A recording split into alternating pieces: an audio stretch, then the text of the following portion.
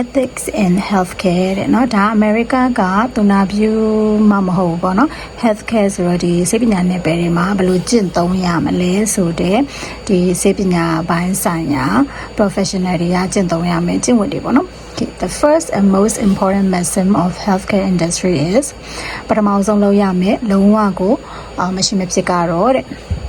prevent no cure ဆိုတာ language တခုခုဖြစ်လိမ့်မယ်အဲ့ဒါဘာလို့ရည်ညွှန်းတာလဲဆိုတော့ first ပထမဆုံးအနေနဲ့က do no harm harm မဖြစ်အောင်လုပ်ရမယ်ဆိုတော့ harm ဆိုတော့ end ရမဖြစ်အောင်လုပ်ဖို့ဟာဒါပထမအဓိကချက်ဖြစ်ပါတယ် it sounds simple enough အဲ့တော့ it sounds simple enough အရင်လွယ်ကူရိုးရှင်းတယ်လို့ထင်ရပေမဲ့ but healthcare industry is complex ဒီကျန်းမာရေးနယ်ပယ်ကအရန်ကိုရှုပ်ထွေးလာတယ်ပေါ့နော်ဆိုတော့အကြောင်းအရာတွေအများကြီးလူတွေအများကြီးဖွဲ့စည်းပြီးတော့လူတစ်ယောက်ကိုပြုစုကုသနေမှာသုံးချရတယ်ဆိုတော့ and anyone in this demanding field faces difficult choices every day လူတိုင်းကနေ့စဉ်နေ့တိုင်းမှာခက်ခဲတွေကြုံတွေ့ရတယ် understanding the various ethical challenges in healthcare can empower you to make smart decision that you are better for patients အဲ့တော့ဒီဟာတွေအကြောင်းအရာတွေကိုပေါ့နော်တည်တည်ကြကြနားလည်သဘောပေါက်ထားရဲဆိုလို့ရှိရင်လူနာအတွက်ကိုကောင်းတဲ့ဆုံးဖြတ်ချက်ကိုဆုံးဖြတ်နိုင်မှာဖြစ်ပါတယ် This ethical framework embraces 7 key principles of ethical decision making within the healthcare sector အဲ့တော့ခုနှစ်ခုရှိတယ်เนาะအဲ့ဒီဟာကဒီခုနှစ်မျိုးရှိပါတယ်တဲ့เนาะအဲ့ဒါ7 key principle of the ethical decision making ဟုတ်ပြီတစ်ခုကပါလဲ autonomy ပထမဆုံး autonomy ပြီးသွားတော့ဒီ7 principle မှာပါရှိလဲဆိုတော့ beneficence ကဘာတွေပဲလဲဆိုတော့ to seek to act in the patient's best interest now healthcare providers are responsible for providing the best care that will always benefit the patient, the client. So တော့ဒီသူနာပြုတွေဆရာဝန်တွေ healthcare provider ပေါ့နော်အများကြီးပဲရှိပါတယ်ဒါ radiologist တွေရော PTOT speech therapist social worker အကုန်လုံးပေါ့သူတို့တွေကတာဝန်ရှိတဲ့လူနာကိုပေါ့နော် providing the best care လူနာကိုအကောင်းဆုံးဒီဝန်ဆောင်မှုပေးနိုင်ဖို့အကောင်းဆုံး care ပေးနိုင်ဖို့အတွက်ကိုပြီးရင်လူနာအိတ် care ရလဲလူနာအတွက်ကိုတကယ်ကိုအကျိုးရှိမဲ့ဟာဖြစ်ရမယ်ပေါ့နော် for professionals and paraprofessionals to accomplish this task paraprofessionals ဆိုတာတော့ဒီမှာပြောချင်တာကဥပမာnurse ဆိုလို့ရှင်လဲသူရဲ့ hierarchy တွေကအများကြီးရှိရလေနော်သူရဲ့အဆင့်တွေအများကြီးရှိရ RN ရှိရသူအောက်မှာ LPN ဆိုလဲ license ရှိရပဲ LVN လို့လည်းခေါ်တယ်သူအောက်မှာဆို CNA သူကတော့ license ရှိမယ် certificate ရှိရဒါပေမဲ့အဲ့လိုမျိုး professional ဆိုတာမျိုးကိုမခေါ်တဲ့တချို့ဒီစေယုံစေကမ်းမှာပဲလုံနေတဲ့လူတွေလည်းအများကြီးရှိရပေါ့နော်ဆိုတော့professional line ဒီ white collar line ကိုမဟုတ်ပေမဲ့လဲဒီ healthcare professionalတဲမှာပဲပါဝင်ပြီးတော့အားလုံးအတူတူ team member အနေနဲ့ဝင်ရောက်လုပ်ကင်နေတဲ့သူတွေအဲ့ဒါတွေအကုန်လုံးပြောချင်တာပေါ့နော်သူပြောချင်တာကတော့ဒါသူနာပြုတွေမှမဟုတ်ဘူး CNA လေးလည်းပါတယ်နောက်ဒီနောက်ဆုံးတန်ရှင်းရေးသမားအစားပါတယ်အဲ့အမျိုးပြောချင်တာပေါ့နော် for professionals and paraprofessionals to accomplish now this task they must be knowledgeable and maintain high level of skill နော်လုံးဝကို knowledge တွေlevel of skill high level of skill တွေပိုင်းဆိုင်ရမယ် in home health this is best accomplished through continuing education အဲ့တော့ကိုက class ကိုလွန်ခဲ့တဲ့9နှစ်ကဖြည့်ပြီးပြန်မဖြည့်ရတော့ဘူးဆိုပေမဲ့လည်းအမြဲတမ်းကိုအဲ့တော့ဒီ continuous education လို့ခေါ်တဲ့အမြဲတမ်းလို့ပေါ့နော်ကိုအရင်တုန်းကလွန်ခဲ့တဲ့9နှစ်လောက်ကသင်ခဲ့တဲ့အောင်ခဲ့တဲ့စာတွေရောအကုန်လုံးအမြဲတမ်းလို့ထိတွေ့ပြီးတော့သိမှတ်နေအောင်လို့ကွာအမြဲတမ်း continuous education စာတွေဖတ်နေရမယ် research တွေအမြဲတမ်း learn လုပ်နေရမယ်ဒါမျိုးပဲဘာဖြစ်လို့လဲဆိုတော့အရင်တုန်းကလုပ်ခဲ့တဲ့ practice တွေ research တွေအခုချိန်မှာလူနာအတွက် benefits မဖြစ်တော့တော့benefit sense လို့ခေါ်တာနော်သူကလူနာရဲ့ benefits ကိုလူနာရဲ့အကျိုးကိုကြည့်တဲ့ကျင့်ဝတ်ပေါ့နော်Okay, this helps to ensure regulatory compliance in addition to mitigating injuries, accidents by staying up to date on the latest inpatient care. ခုနပြောတဲ့ up to date တွေ latest တွေဖြစ်တဲ့ research တွေကိုလည်းဖတ်ရမယ်။စာတွေလည်းလေ့လာရမယ်။ outdate ဖြစ်နေလို့မရဘူး။သူနာပြုကလွန်ခဲ့တဲ့15နှစ်20ကအကြောင်းပြီးထားရဆိုမှလည်းအခုချိန်မှာအဲအကြောင်းစာတွေရောဘာတွေရောအကုန်သိနေရမယ်ပေါ့နော် technology techniques เนาะ techniques တွေပြောင်းသွားတာမျိုးရှိရင်လည်းကိုက up to date ဖြစ်နေရမယ် each state America မှာ state 50ရှိ state တစ်ခုတိုင်းမှာ may have regulatory requirements အဲ့တော့စေယုံ state မပြောနဲ့စေယုံတစ်ခုနဲ့တစ်ခုတော့ policy မှမတူတာအဲ့ဒါတွေကိုသေချာလိုက်ပြီးတော့ကျင့်သုံးရမယ်လိုက်ပြီး update လုပ်ရမယ်ပေါ့နော် it is important that as a professional or paraprofessional you know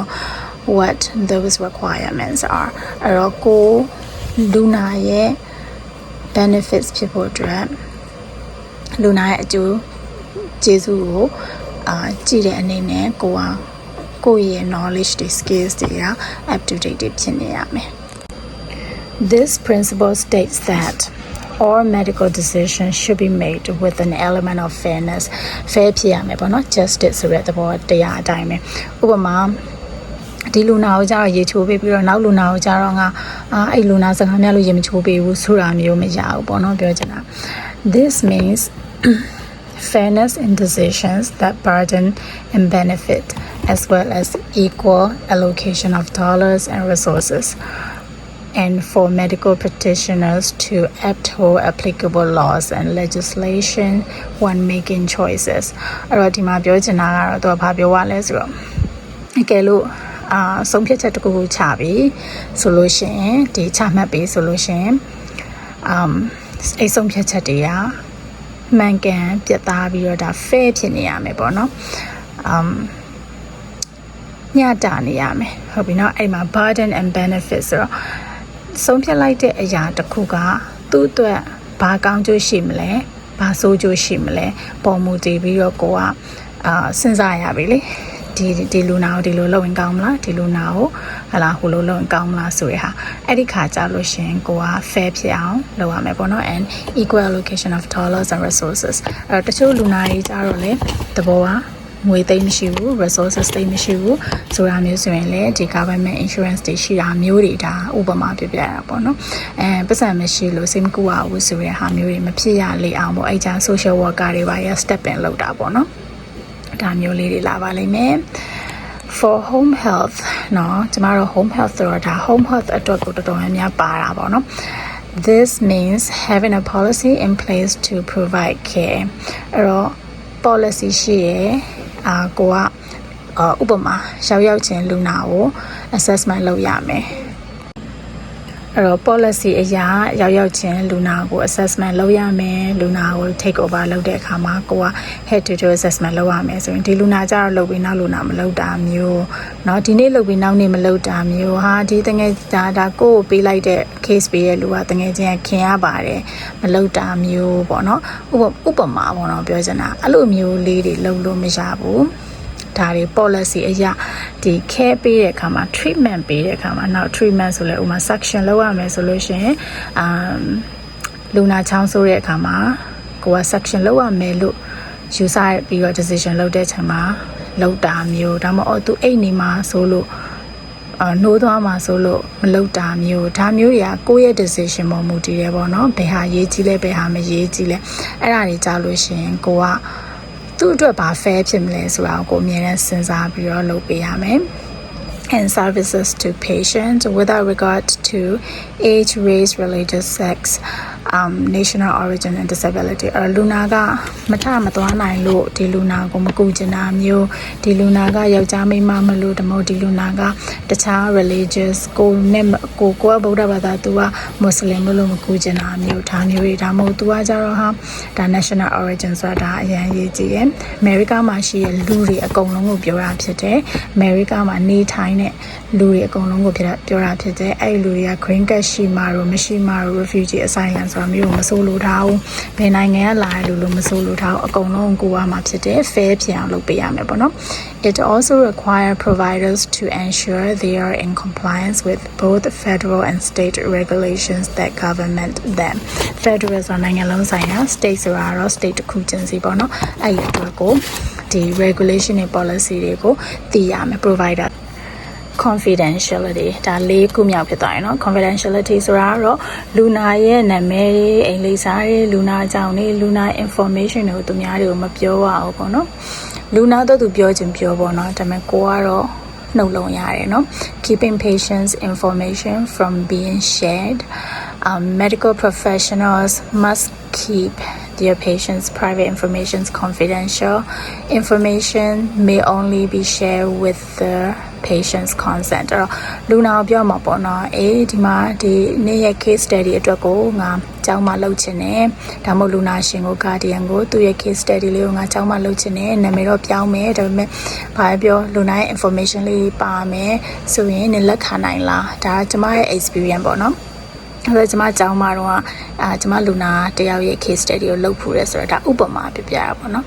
အဲ့တော့လူနာအကြောင်းတင်ပြောနေတာမျိုးဒါမျိုးတွေကိုရှောင်ရမယ်လူနာရဲ့ confidentiality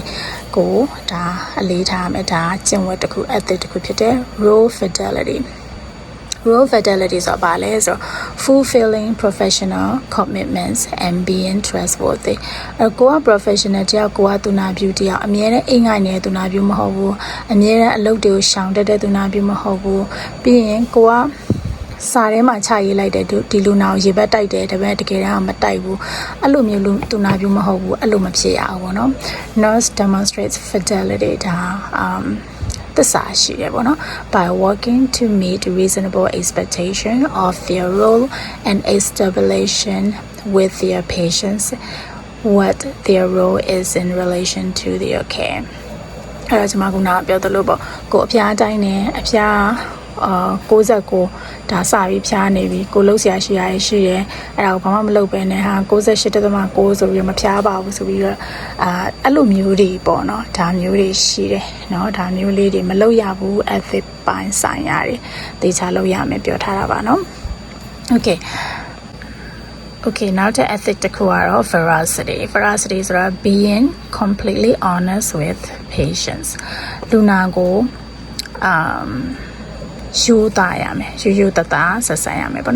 This principle states that nurses should be honest with their patients even if it may cause them distress. ဥပမာပေါ့နော်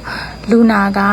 ဒါတချို့ဗမာရုပ်ရှင်ကားတွေမှာတွေ့ဘူးတာပေါ့နော်ဒီ veracity ဆိုတဲ့ ethic ကိုသူတို့နားမလဲလို့လားမသိဘူးရုပ်ရှင်တွေကရိုက်ကြတယ်လူနာကိုအဲ့တော့လူနာနှလုံးခုန်ရရင်အသက်ရှူရရင်ဒီအေးစစ်လေးပြီးသွားလိုက်ပါထပ်မနှိုးပါနဲ့တော့ထပ်ပြီးရောရုံရင်ဆိုင်ခတ်တင်နေအပေါ်မှာတက်ခုန်တာမျိုးတွေရှော့ရိုက်တာတွေမလုပ်ကြပါနဲ့တော့ဆိုရင်ဒါမလုပ်နဲ့တော့ပေါ့နော်အဲ့ဒါကိုသေချာလိုက်နိုင်ရမယ် patient confidentiality ဆိုခုနပြောတဲ့အတိုင်းပဲလူနာရဲ့အကြောင်းတွေကိုမပြောဖို့ပေါ့နော်မ share ဖို့သူများကိုရှောက်မပြောဖို့ပေါ့နော်ဘာဖြစ်လို့ကိုကလူနာကိုအတွင်းသိအစင်းသိလူနာရဲ့အကြောင်းအကုန်သိသွားတာအောင်နော်One of the biggest legal and ethical issues in healthcare is patients' confidentiality. အဲ့တော့ဒီကျန်းမာရေးနယ်ပယ်မှာလူနာရဲ့အကြောင်းအရာတွေပေါက်ကြားရဲဆိုတာကဒါအရန်ကိုကြီးလေးတဲ့ပြည်တံတစ်ခုဖြစ်တယ်ပေါ့နော် Healthcare practitioners have an obligation to secure and protect privacy of all patients' medical records.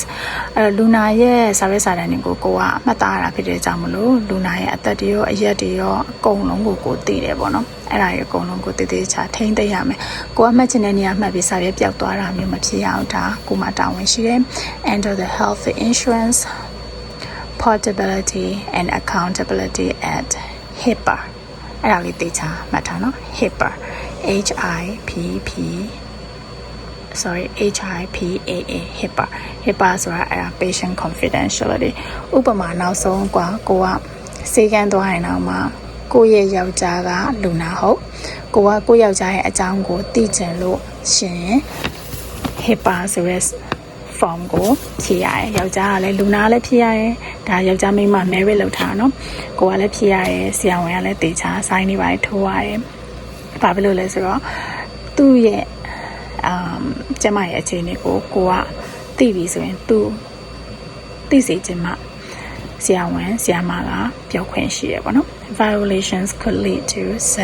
suspension and termination or license မှာပြတ်သွားနိုင်တယ်เนาะအဲ့ဒါတွေကအရေးကြီးရယ်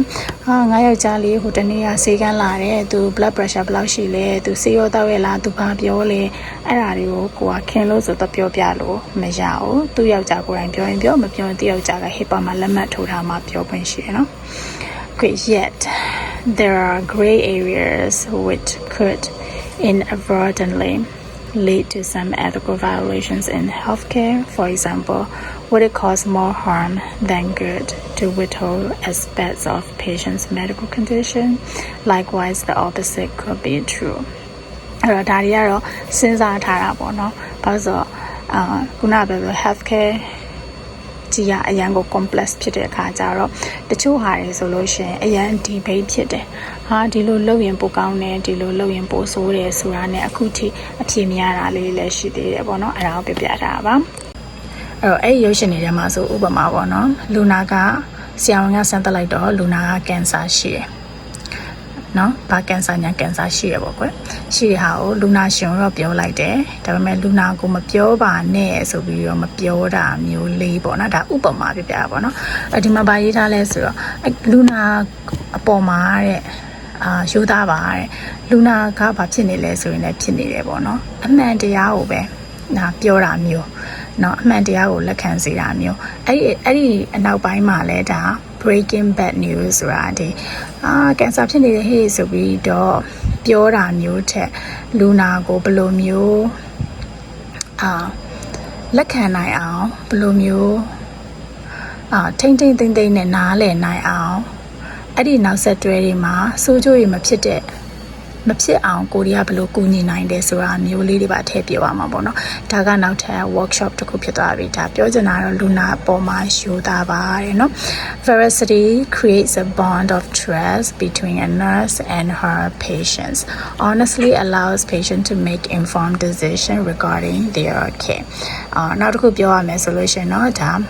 အမြဲတမ်းသွေးဖောက်ပြီးတော့ glucose monitoring လုပ်နေရတယ်ဒါ diabetes ရှိတယ်စီးကျိုသွေးကျိုရှိတဲ့လူနာပဲဆိုပါစို့เนาะသူကစီးကျိုတက်မှာတအားကြောက်တဲ့လူနာပဲဆိုပါစို့เนาะအဲ့ဒါဆိုလို့ရင်ကိုက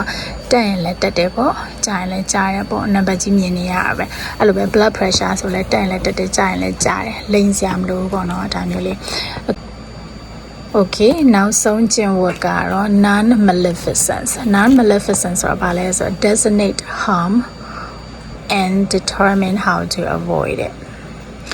this is about doing no harm ဒီ autonomy မှာဗာပြောထားလဲ autonomy ဟုတ်ပါဘူးဗမာလဲကွယ်ဗမာလဲဒီမှာ okay first do no harm ဟုတ်တယ်နော်အဲ့တော့အရင်ရေးကြည့်ရနော်အရင်ရေးကြည့်ပါတယ်ဒီ non-maleficent ဆိုတာကတော့ harm မဖြစ်စေရဘူးလူနာကိုလို့တော့မှဒုက္ခရောက်တာမျိုးမဖြစ်စေရဘူးပေါ့နော် it is intended for providers to consider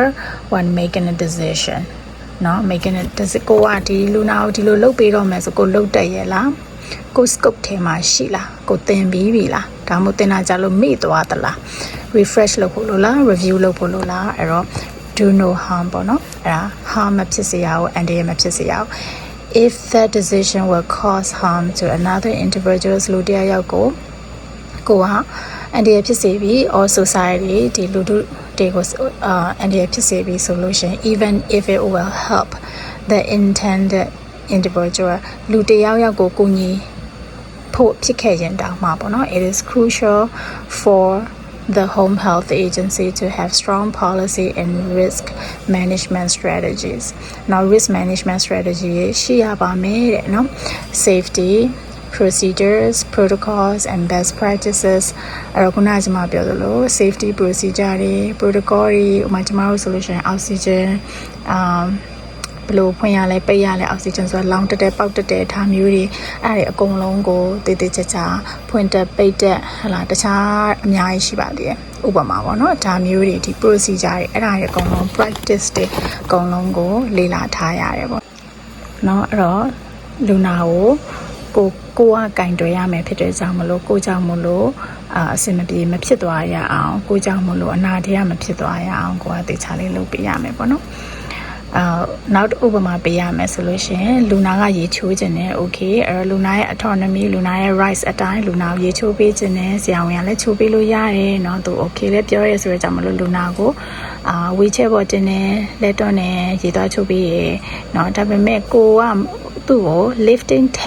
technique တွေပါလို့တေချာမသိတဲ့အတွက်ကြောင့်မလို့ဥပမာပြောရနော်ဒီလူနာက high risk for fall လဲကျနိုင်တဲ့လူနာလဲကျရင်လည်းတော်တော်နလန်မထနိုင်တဲ့နောက်ဆက်တွဲတွေရှိတဲ့အယိုးတွေပါကျိုးနိုင်တဲ့လူနာမျိုးကိုကတယောက်တည်းကို lifting technique ကိုတေချာမသိပဲနဲ့အိမ်နာတဲ့ရေချိုးပန်းနဲ့ခေါ်သွားတဲ့ရေချိုးပေးလိုက်တဲ့သူအကောင်းဖို့အတွက်ပဲဒါပဲမဲ့လေဒီလား even if will help เนาะသူကောင်းမှုအတွက်ပဲဒါပဲမဲ့လေကိုကတေချာမကျွမ်းကျင်တဲ့အခါကျတော့လူနာပြုတ်ကျသွားတယ်ချော်လဲသွားတယ်ကျိုးသွားတယ်ဆိုတော့မကောင်းဘူးပေါ့နော်ဒါ harm ဖြစ်စေအဲ့တော့ကိုကြောင့်မလို့ harm ဖြစ်စေပါနဲ့တဲ့ this will help prevent eliminate decision through made with the best intent ကိုဖြစ်စေခြင်းပေးမဲ့လေကိုကစေတနာနဲ့လုပ်တာပါပဲဆိုပေမဲ့လေပေါ့နော် that cause liability issues and overall harm for the provider liability issues ဆိုတော့ဒါလူနာကမကျေနပ်လို့ဒါတရားစွဲရည်ပါဖြစ်လာနိုင်နေပေါ့နော်ဒါတွေကြောင့်မလို့ပေါ့နော်ဒါတွေကကျင့်ဝတ်တွေပါ common ethical issues in home health do not resuscitate ဆိုတာကတော့ DNR အဲ့တော့လူနာကသူမဟုတ်လူနာရှင်ကနေပြီးတော့ဗောနော်လူနာအကယ်လို့မပြောနိုင်ဘူးဆိုရင်လူနာရှင်ကဟုတ်ပြီ resuscitate မလုပ်ပါနဲ့တခုခုဖြစ်လာခဲ့ရဆိုလို့ရှိရင်တော့မကယ်ပါနဲ့ပေါ့နော်အေးစစ်စစ်လေးသွားပါစေလို့ပြောထားတယ်ဆိုပါဆို DNR ဆိုတာတော့ပြော order လုပ်ထားတယ်အဲ့လိုဆိုလို့ရှိရင်သူကစကားနဲ့ပြောလို့ချင်းမရအောင်ဆရာဝန်နဲ့တခြားDNR orders have always been controversial เนาะ DNR ဆိုကလူနာကိုမကယ်ပါနဲ့ဆိုတဲ့ဟာမျိုးပေါ့เนาะအဲ့ဒါတွေကအရန်ကိုအရေးကြီးရဘယ်လိုမျိုးလဲဆိုတော့ဥပမာအမေဖြစ်တဲ့သူကလူနာဆိုရင်သားကအေးစစ်အမိသွားပါစေသမီးကြတော့ no ရဘလို့ပဲဖြစ်နေကယ်ပေးပါဒါမျိုးလေးတွေပေါ့နော်အဲ့လိုမျိုးလေးရှိတတ်တယ်ဆိုတော့အရန်တတိထားရတယ်တဲ့ this order instructs any healthcare practitioner not to perform cardiopulmonary resuscitation CPR เนาะကျွန်မဟိုတစ်ခေါက်training ထဲမှာစာရီဖတ်ပြသွားတဲ့ CPR လောက်တာပေါ့နော် basic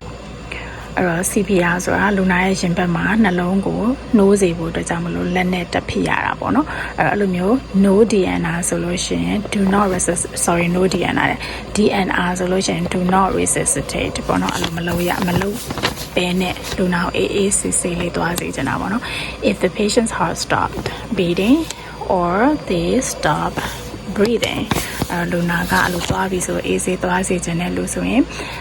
family members က DNR ထားတာရှိရယ် These order may only be written in consultation with a physician and a patient လူနာနဲ့ဒီဆရာဝန်ကိုတယောက်ကကိုကသူနာပြုဆိုတော့အဲ့ဒါကို scope ကိုတည်ရမယ်လို့ပြောတာကိုကသူနာပြုတယောက်home health မှာတော့ RM ကလို့ကိုကMP ပဲဖြစ်ပါစေဒီကိုဒီလူနာ DNR ပါဆိုတာကိုပါစနဲ့ပြောလို့မရဘူးစာရွက်စာတမ်းနဲ့ဒီလူနာရှင်ဆရာဝန်လက်မှတ်ထိုးထားတာရှိရမယ်ပေါ့နော် okay အဲ့တော့လူနာနှလုံးခုန်ရရင်အသက်ရှူရရင်ဒီအေးစစ်လေးပေးသွားလိုက်ပါထပ်မနှိုးပါနဲ့တော့ထပ်ပြီးရောရုံရင်းဆိုင်ခတ်တင်နဲ့အပေါ်မှာတက်ခုန်တာမျိုးတွေရှော့ရိုက်တာတွေမလုပ်ကြပါနဲ့တော့ဆိုရင်ဒါမလုပ်နဲ့တော့ပေါ့နော်အဲ့ဒါကိုသေချာလိုက်နာရမယ် patient confidentiality ဆိုတော့ခုနပြောတဲ့အတိုင်းပဲလူနာရဲ့အကြောင်းတွေကိုမပြောဖို့ပေါ့နော်မ share ဖို့သူများကိုရှောက်မပြောဖို့ပေါ့နော်ဘာဖြစ်လို့ကိုကလူနာကိုအတွင်းသိအစင်းသိလူနာရဲ့အကြောင်းအကုန်သိသွားတာအောင်နော် One of the biggest legal and ethical issues in healthcare is patient's confidentiality အဲ့တော့ဒီကျန်းမာရေးနယ်ပယ်မှာလူနာရဲ့အကြောင်းအရာတွေပေါက်ကြားတယ်ဆိုတာကဒါအရန်ကိုကြီးလေးတဲ့ပြည်တံတစ်ခုဖြစ်တယ်ပေါ့နော် practitioners have an obligation to secure and protect privacy of all patients' medical records. Luna ye savesara ni ko wa matara phite jaw mlo Luna ye atat de yo ayat de yo akoung long ko ti de po no. အဲ့ဒါရေအကုန်လုံးကိုတည်တည်ချာထိန်းသိမ်းရမယ်ကိုကမှတ်ချင်တဲ့နေရာမှတ်ပြီးစာရွက်ပြောက်သွားတာမျိုးမဖြစ်အောင်ဒါကိုမှတာဝန်ရှိတယ် Enter the health insurance portability and accountability at HIPAA အဲ့ဒါလေးသိချာမှတ်ထားနော် HIPAA HIPAA HIPAA ဆိုတာအဲ့ဒါ patient confidentiality ဥပမာနောက်ဆုံးကွာကိုကစေကန်းသွားရင်တော့မှကိုယ့်ရဲ့ယောက်ျားကလူနာဟုတ်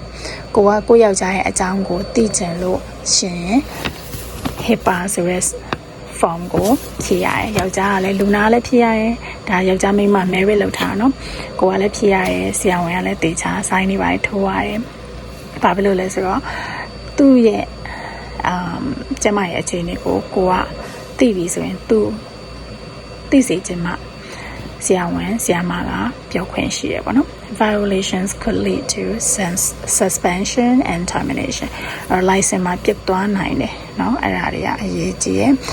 ငါယောက်ျားလေးဟိုတနေ့ကဆေးကန်းလာတယ်သူ blood pressure ဘယ်လောက်ရှိလဲသူဆေးရောတောက်ရလားသူဘာပြောလဲအဲ့ဒါတွေကိုကိုကခင်လို့ဆိုတော့ပြောပြလို့မရဘူးသူယောက်ျားကိုယ်တိုင်ပြောရင်ပြောမပြောရင်သူယောက်ျားက HIPAA မှာလက်မှတ်ထိုးထားမှပြောခွင့်ရှိရယ်เนาะ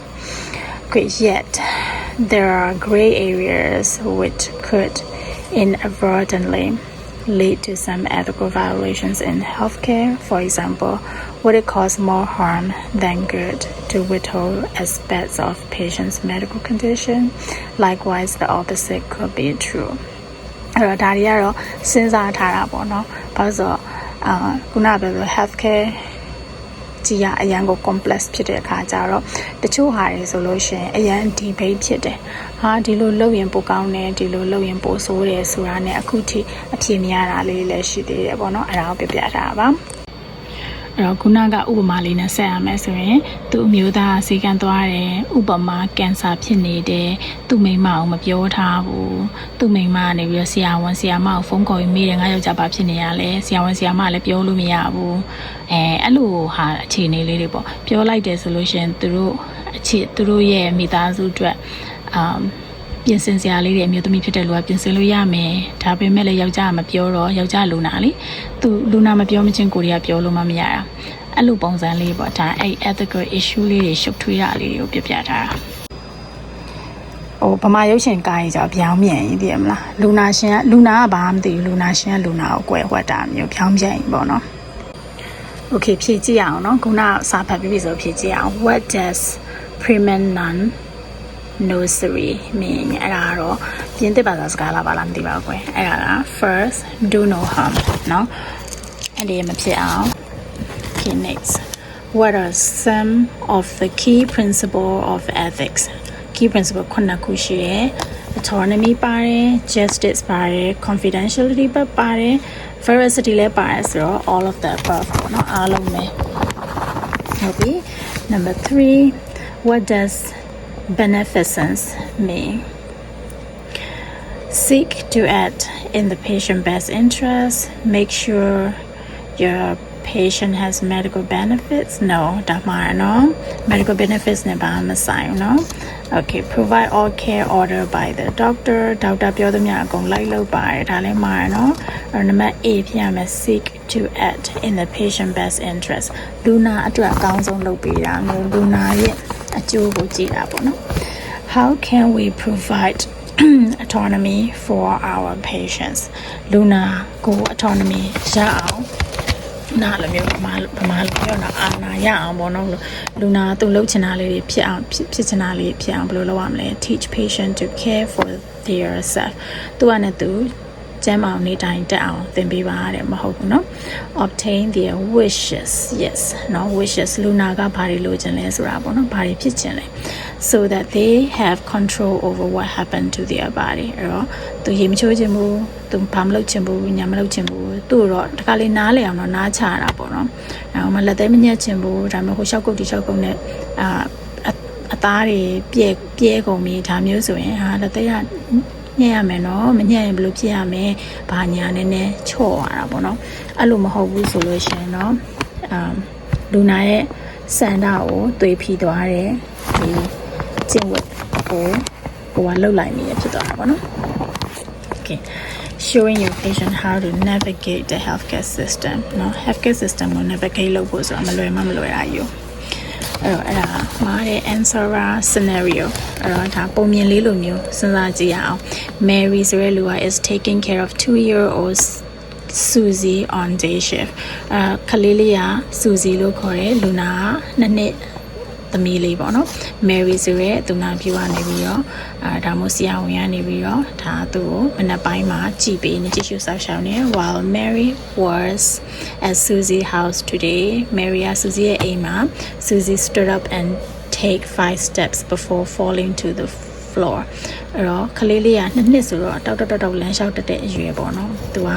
မတက်ထားလိုက်တယ်ခြေလမ်း5လမ်းနဲ့ပြီးတော့ဘရုံးဆိုပြုတ်ကျသွားပြီးတော့လဲသွားရပေါ့နော် Mary is so excited and takes a video it's a red flag နော်လူနာရဲ့ဓာတ်ပုံနဲ့ဗီဒီယိုတွေဘယ်တော့မှမယူရပါဘူး and taking her steps Mary shares this video on her Facebook so all of the friends can see this big day for Susie Susie ကို Mary ကချစ်တယ်သူနာပြုဆိုပေမဲ့လည်းခလေးလေးမလို့ချစ်တယ်ဒါပေမဲ့အဲ့လိုဗီဒီယိုတွေဓာတ်ပုံတွေရိုက်ပြီးတကယ်ချင်းတွေရှောက်ပြတာတွေရှောက်မလုပ်အောင်ပေါ့နော် Did Mary violate patient confidentiality yes it's a big time no big time yes 6 scenario 6နောက်ထပ်ပုံမြင်လေးတစ်ခုကြည့်ရအောင် Johnny has a DNR order Johnny ကလူနာပေါ့နော် DNR ဆိုတော့သူ့ကိုသူနှလုံးမခုန်နိုင်တော့တဲ့အခြေအနေနောက်ဆုံးအခြေအနေမှာ breathing အသက်မရှူနိုင်တော့တဲ့အခြေအနေမှာ do not resuscitate CPR မလုပ်ပါနဲ့လို့ပြောထားတယ်เนาะအဲ့ဒါကသူ့ရဲ့မြင့်တာအောင်လို့သူ့ရဲ့အိယာဘေးမှာလည်းချိတ်ထားတယ်ပေါ့နော်ဒီ notice ကြီးချိတ်ထားတယ် Johnny heart rate drops to 20 beats เนาะလူတယောက်ရဲ့ heart rate က at least 60 to 100 beats ရှိတာပေါ့နော်ဒါပေမဲ့ Johnny ရဲ့ baseline ကတော့ဘာလဲမသိဘူးတေချာတော့20 beats ဆိုလုံးဝ abnormal CPR ပေးကိုပေးရတော့မယ့်အခြေအနေ and shallow breath ဆိုတော့အသက်သိပ်မရှိတော့တဲ့အခြေအနေပေါ့နော် and mom starts to cry သူရဲ့အမေကနေပြီးတော့ငိုတာပေါ့နော်ကလေးကရှင်းပြရတော့သိပ်ချီနေမှာ and sticks do not let my baby die နော်သူဟာငါကလေးကိုမသေးပါစေနဲ့ကလေးမသေးပါနဲ့ပေါ့နော်အဲ့တော့Do you start CPR အဲ့ဒီအချိန်မှာကိုက do not let my baby die လို့ပြောတဲ့အချိန်မှာကိုကအဲ့ကလေးကို CPR လုပ်တင်လားမလုပ်တင်လားဟုတ်ပြီနော် do you start CPR would you I would not do you know why because Johnny has DNR order okay အဲ့တော့အဲ့အချိန်မှာသွားပြီးတော့ပြောင်းလဲခြင်းလို့မရအောင်ပြောင်းလဲခြင်းဆရာဝန်နဲ့တေချာလက်မှတ်ထိုးပြီးတော့တခါရေးပြောင်းလဲထားရမှာပေါ့ Okay တော့ဒါပါပဲရှင် Thank you ပါအားလုံးစင်ပြေကြပါစေ